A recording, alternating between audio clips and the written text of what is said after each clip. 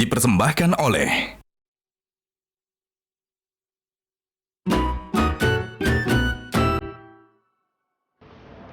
Sial banget gue hari ini. Pas gue lagi di jalan mau ke kantor, tas gue dijamret lagi. Isi tas gue tuh ada dompet, di dalam dompet ada KTP, ATM, di dalam tas juga ada HP. Duit segitu-gitunya juga keangkut.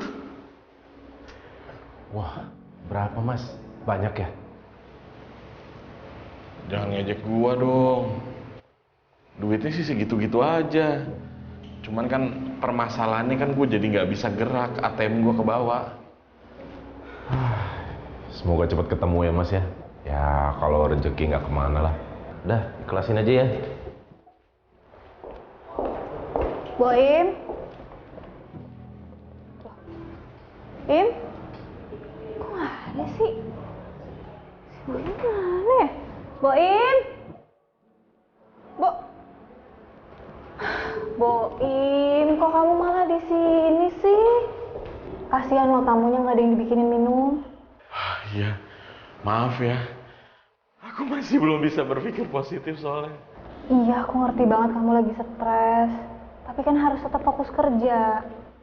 Ya, jangan kayak gini. Insya Allah nanti akan ada jalan keluarnya kok. Yang penting sabar. Yaudah, aku aja deh yang bikinin minum ya. Jangan. Udah nggak usah, nanti yang ada gelas pada pecah lagi, kamu nggak fokus. Atau enggak nanti kopinya kemanisan, atau enggak tehnya nggak manis. Udah aku aja yang bikinin. Apa-apa kok, udah kamu di sini aja nenangin pikiran. Maaf ya ngerepotin. Ya. Assalamualaikum. Waalaikumsalam. Nah, ini nih. Kang, Boimnya nggak tahu kemana Kang. Kayak masih nyari es teler deh. Oh iya. Ini. Iya, terima minum. kasih. Air hangat. Iya. Soalnya, ya alhamdulillah. Mbak Vena ini sebetulnya lagi agak sakit tadi, lagi drop. Tapi karena udah janji kan, jadi datang tetap maksain ke sini. Iya. Aduh, air hangat ya mesti alhamdulillah. Alhamdulillah, makasih. Nah, tadi Mbak Vena saya lanjut ya. Ketika menghadapi itu semuanya, apa yang kemudian Mbak Vena bisa sharing sama kita agar tetap supaya dapat sabar, tetap kemudian terkontrol, tidak kemudian melakukan hal-hal yang justru membawa dampak yang lebih merugikan itu. Bisa di sharing gitu.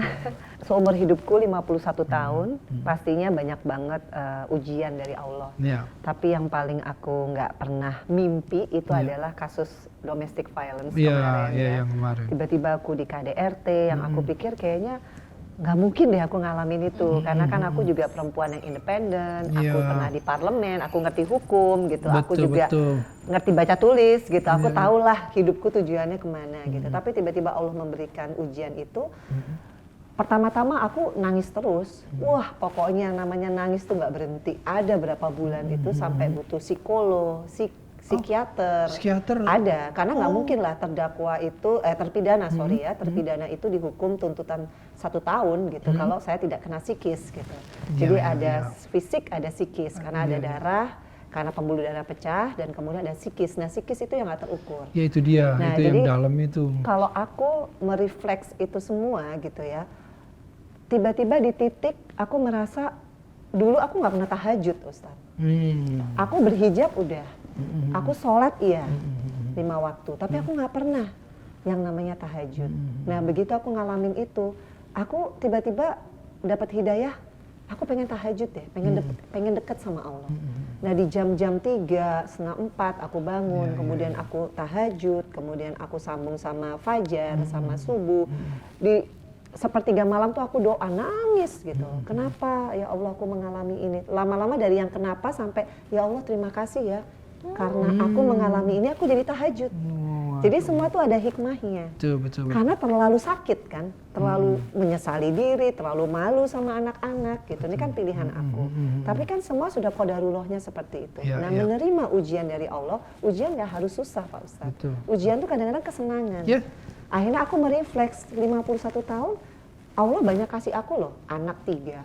Feral Atala, Soleh, anak yang paling kecil Fania. Padahal aku nggak punya pasangan, tapi Allah kasih aku anak perempuan yang nggak pernah aku bayangin di saat aku single mom. Tapi Allah kasih yang seperti aku inginkan, anak perempuan yang cantik. Jadi aku pikir belum tentu orang kaya dikasih anak perempuan yang seperti aku inginkan. Aku udah divorce, nggak mungkin kan punya anak perempuan usia 46 tahun aku punya Fania. Jadi di situ aku ngerasa, ya Allah, aku bersyukur aku bisa dekat. Karena setelah kejadian ini aku ngerasa aku makin dekat. Dulu aku ketakutan, wah kalau aku nyetir sendiri aku diapain ya? Karena pernah ada masalah itu. Tapi begitu kita memasrahkan kepada Allah, pasti kalau udah sabar itu pasti bersyukur. Apalagi kalau kita udah dekat sama Allah. Yang kita pegang tuh hanya Allah. Pada saat itu, even orang tua saya aja nggak bisa nolong. Yang nolong adalah Allah. Gimana caranya? Saya udah berdarah-darah, saya masih bisa keluar. Masih bisa minta tolong, ketangkap CCTV. Kalau bukan Allah yang berkehendak, mungkin saya pingsan. Kalau saya pingsan gimana? Allah masih membuat saya hidup lagi untuk saya masih bisa membesarkan Fania, mendidik Fania, mendoakan anak-anak saya, Feral sama Atal, karena saya ibu. Jadi saya pikir hidup saya harus lebih berkualitas. Nah caranya berkualitas gimana? Deket dulu sama Allah, nggak usah mikirin dunia. Makanya sekarang kalau saya ngirim pesan sama Feral sama Atala, nggak pernah saya pesan Feral Atala makan ya, soal udah nggak. Ahli surga seperti apa? Allahu Akbar. Neraka itu mereka, seperti apa? ya, Karena tujuan orang hidup itu cuma satu, masuk ke surganya Allah. Itu yang orang nggak paham, sibuk dengan mengejar dunia. Padahal sebenarnya kita tuh paling sebentar itu adalah di dunia. Nah itu saya bisa tahu maknanya setelah saya ngalamin hal kayak gini. Dari perceraian saya yang pertama, perceraian saya kedua karena kasus domestic violence. Kenapa harus menimpa saya ya? Kenapa mesti saya? Karena Allah sayang. Setelah kejadian ini aku makin dekat. Mungkin kalau aku dikasih suami yang kaya raya, yang baik, belum tentu aku paham artinya ini. Jadi aku bersyukur banget sama Allah di tiap detik.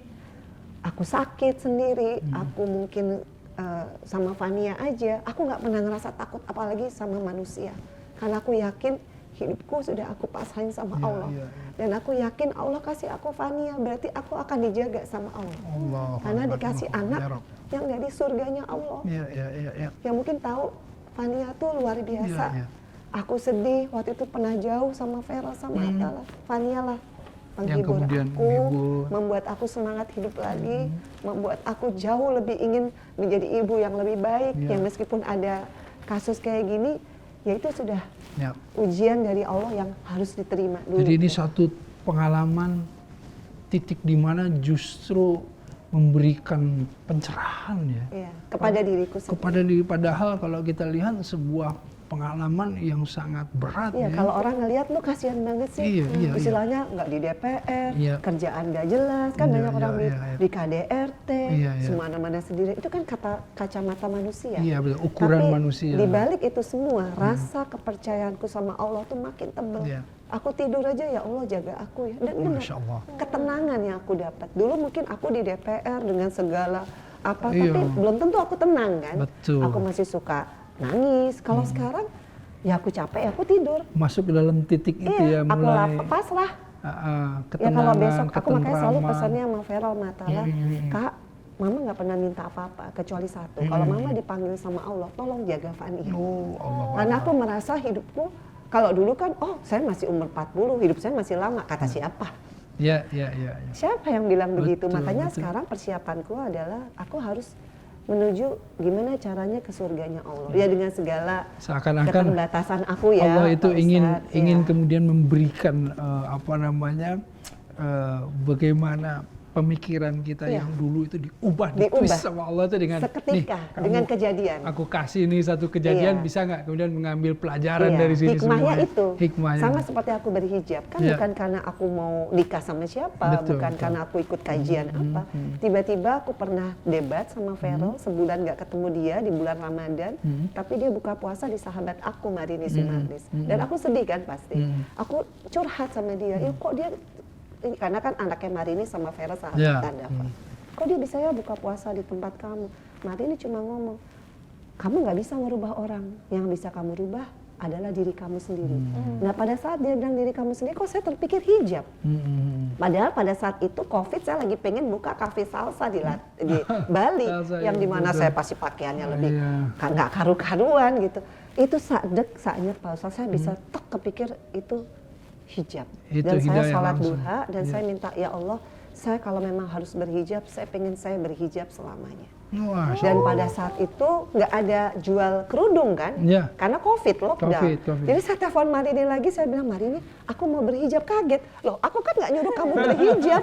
Ya tapi aku nggak punya kerudung, aku nggak Iya, punya iya. ciput. Dan dia kirim karena dia punya butiknya nih, makanya Marini, aduh pokoknya pahalanya pasti Insya Allah ya, sama amin Allah. gitu ya. Dia kirim ciputnya, dia kirim. Nah sejak itu aku berhijab dan nggak pernah Iya, lepas. iya. Ya meskipun aku juga berpakaiannya belum syar'i ya, tapi terus aku ingin belajar lebih istiqomah. Ini sesuatu yang bagus sekali di-share semua ya, karena memang Allah itu muqallibul qulub. Iya, Allah itu yang membolak-balikan hati. betul. Ya, ketika Allah itu kita mendekat kepada Allah, Allah itu kan kemudian lebih mendekat lagi. Kita berjalan, Allah berlari gitu. Nah, makanya kalau saya lihat juga sebetulnya kalau kita pahami tadi ya, ini alhamdulillah dapat hikmahnya.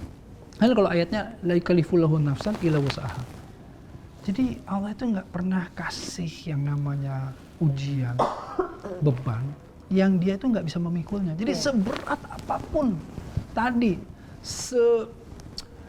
sedih apapun yang kemudian dirasakan Mbak Vena, serumit apapun itu tuh sebetulnya Mbak Vena tuh, Sebenarnya masalahnya sih belum kelar ya. iya, Tapi iya. ketenangan batin yang Ini. aku tuh nggak pernah Ini dapetin. dia. Padahal kalau dipikir-pikir dulu, berapa ini income aku Iya, misalkan iya, gitu iya, ya, iya, dari iya. sinetron, dari apa. Iya. Tapi aku nggak pernah ngerasa setenang ini. Yang Iya. sebetulnya aku santai aja ya, kalau ada rezeki aku yakin tuh rezeki dari Allah, dan aku tinggal minta. Ya. Contoh, ya Allah kasih aku rezeki yang halal dan thayyiban. Besoknya aku dikasih yang halal dan thayyiban.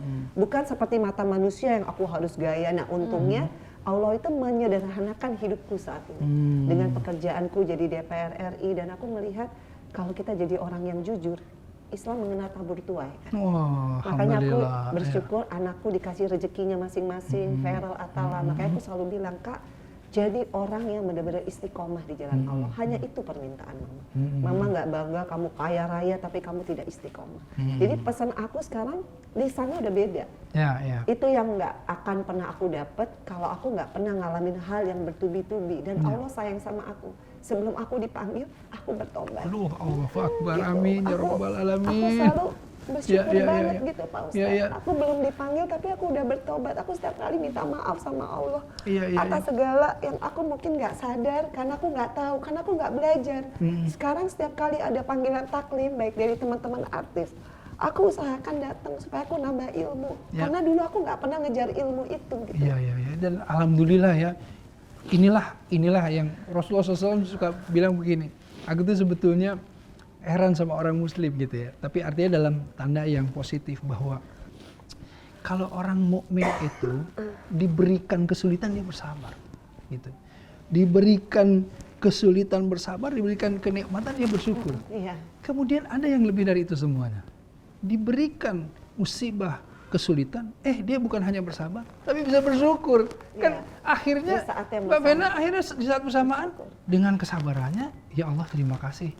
Dengan ini semuanya saya bisa berubah Berubah pola pikir pola dan tujuan pikir, hidup. mindset, dan tujuan hidup. Karena tujuan hidup itu cuma satu, cari cintanya Allah, Allahu cari Akbar. ridhonya Allah. Dan memang saya belum sempurna, maka Ya, dari ya, itu ya. saya bersyukur tiap hari meskipun ya kadang sakit ya, itu karena umur ya. Makanya di tiap doa beri saya umur yang panjang supaya saya bisa mendoakan terus anak-anak saya. betul. Karena hanya itu tujuan. Saya nggak bisa kasih legacy harta warisan. Ya. Saya hanya bisa kasih legacy apa yang saya buat baik.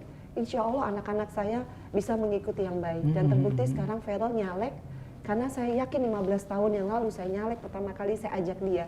Gimana pekerjaan jadi anggota DPR RI itu tetap harus jujur. Ya. Dan jujur itu Terus membawa amanah, kebaikan luar iya, biasa. Gitu. iya, Jadi iya. itu yang saya bilang legacy adalah kebaikan dari Betul, orang betul, tua, betul. bukan harta benda. Betul.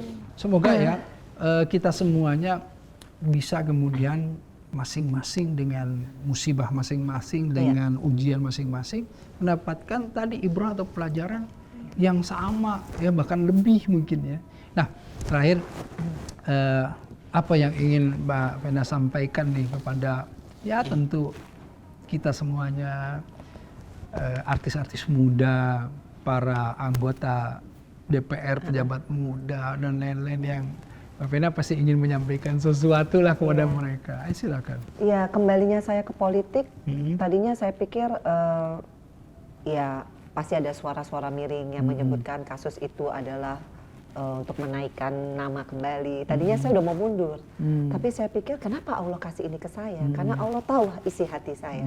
Saya pasti akan berjuang di tema yang ini. Insya Allah kalau Allah mengizinkan saya jadi DPR RI, saya pengen memperjuangkan isu-isu perempuan, khususnya domestic violence. Karena memang tidak mudah membuktikan kasus KDRT. Banyak sekali kita lihat korban yang sudah meninggal duluan. Kalau udah meninggal gimana mau fight for gitu ya? Atau bisa jadi bunuh diri karena domestic violence. Tapi banyak juga yang anak jadi korban. Karena istrinya sudah masuk ke dalam rumah sakit, anaknya nggak ada yang jaga, akhirnya anak jadi korban seperti kasus Jagakarsa kemarin. Jadi saya di sini pengen banget mensosialisasikan yang namanya KDRT itu bukan aib. Kalau kita speak up, itu adalah satu kejahatan. Dan undang-undang KDRT itu dibuat oleh negara untuk melindungi kaum perempuan, istri. Jadi saya akan berjuang di kasus domestic violence. Baik, alhamdulillah. Aduh, alhamdulillah nih, terima kasih nih banyak sekali nih yang di-share kepada kita semuanya. Ya, mudah-mudahan nih Nadira jadi ini semangat lagi nih kita untuk menghadapi aku banyak belajar pokoknya hari ini. Terima kasih ya. Syafaqila, semoga cepat sembuh ya. Ini udah batuk-batuk lagi, drop sebetulnya ke sini. Tapi udah janji. Sukses. Amin, amin, amin. Sukses ya. Sehat selalu ya, insya Allah. Waalaikumsalam warahmatullahi. Salam buat anak-anak semua ya. Aku izinan ya. Silakan, silakan.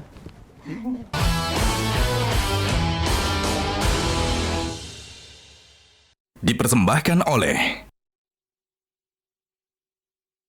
Jelajahi cara baru mendapatkan informasi. Download Metro TV Extend sekarang.